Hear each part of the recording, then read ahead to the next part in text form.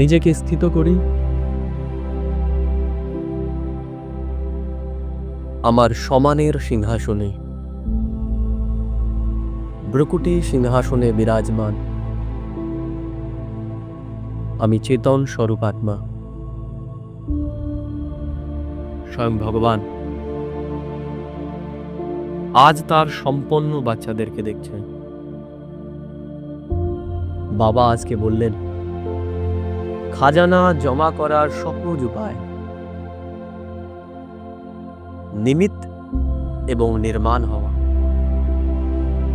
নিমিত্ত এবং নির্মাণ হলে আমরা সহজেই আমাদের খাজানা জমা করতে পারি। বাবা আরো বললেন, খাজানা জমা করার তিনটি উপায়। 1 নম্বর, আমাদের পুরুষার্থের দ্বারা।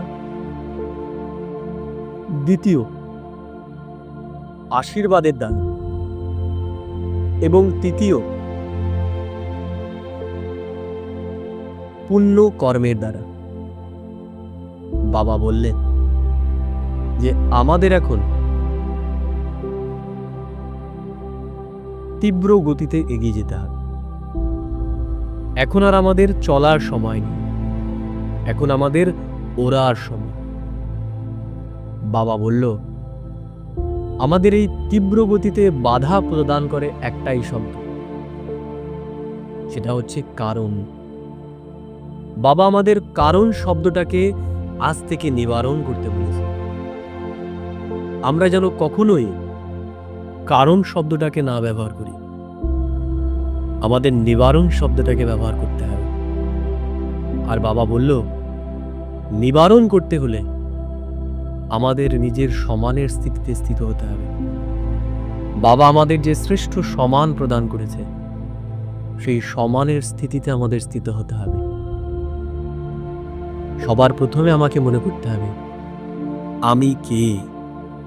আমি শ্রেষ্ঠ লক্ষ্মী নারায়ণ, আমি বিশ্বের মহারাজা মহারানী।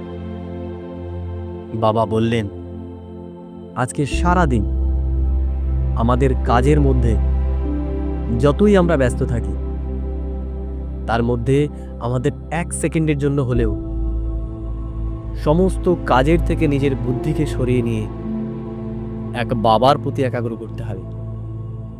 কারণ আমাদের অন্তিমের যে পরীক্ষা, সেটা 1 সেকেন্ডেরই হতে চলেছে। আরেকটা কথা আমরা মনে রাখব, আমাদের স্থান বাবার দিলে, আর বাবার দিলে স্থান নেওয়ার জন্য আমাদের বাবার স্নেহী হতে হবে।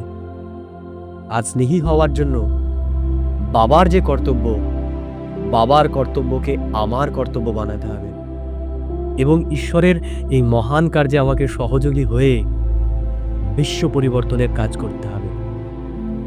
বাবা আজকে বললেন, সবথেকে শ্রেষ্ঠ দান কাউকে বাবার পরিচয় দান করে এবং সেই কাজে নিজেকে জুড়ে দাও।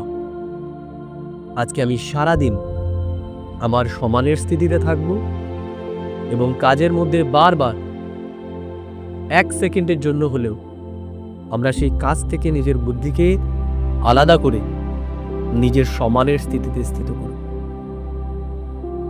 ওম শান্তি, ওম শান্তি, ওম শান্তি।